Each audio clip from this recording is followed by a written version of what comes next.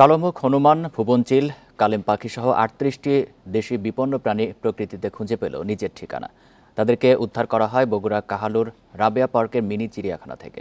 উদ্ধার অভিযানের পর বন বিভাগ বলছে প্রাণীদের অবৈধভাবে আটকে রাখা হয়েছিল। ১.৫ মাস আগে পাচারকারীদের কাছ থেকে সংগ্রহ করা হয় এসব প্রাণী। ধারণা করা হয় বিপন্ন এই প্রাণী ধরা হয়েছে দেশের বিভিন্ন অঞ্চল থেকে। এদের মধ্যে কালোমুখ হনুমান বন্যপ্রাণী সংরক্ষণ আইন অনুযায়ী সংরক্ষিত প্রাণী। এই প্রাণী বন্দি করে প্রদর্শনী দণ্ডনীয় অপরাধ। অথচ বন্দি রেখে প্রদর্শন করে দেদারসে টাকা কামিয়েছে বগুড়ার কাহালু উপজেলার নতুন নির্মাণ করা রাবেয়া পার্কের মিনি চিড়িয়াখানা।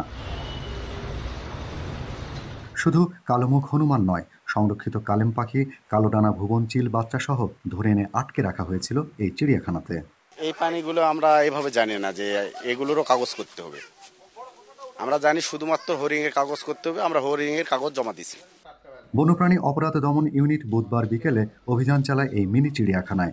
2টি হনুমান ছানাসহ 3টি ভুবনচিল, 4টি ডাহুক, 1টি পাতিসরালি, 4টি বেগুনি কালেম, ঘুঘু টিয়া সহ 38টি দেশীয় বিপন্ন প্রায় প্রাণী উদ্ধার হয়। যিনি কর্তৃপক্ষ আছেন তার উচিত ছিল এগুলো জেনে শুনে কাজ করা।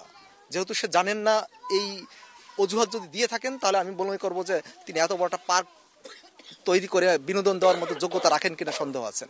এবং অবশ্যই বন্যপ্রাণী সংরক্ষণ নিরাপত্তা আইন অনুসারে তিনি লঙ্ঘন করেছেন এবং আইন অনুসারে তার সাজা পাওয়া উচিত।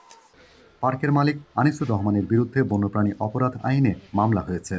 বন্যপ্রাণী পাচার করে সেই পাচারকারীদের কাছ থেকে সে কিন্তু ওই বন্যপ্রাণীগুলো ক্রয় করেছে। সুতরাং আমাদের মামলাটা কিন্তু বন্যপ্রাণী সংরক্ষণ নিরাপত্তা আইনের ধারা 6 এবং ধারা 34 খ অনুযায়ী শাস্তিযোগ্য অপরাধ, এবং এই ধারা অনুযায়ী আপনার 1 বছরের কারাদণ্ড এবং আপনার 50,000 টাকা জরিমানার বিধান রয়েছে।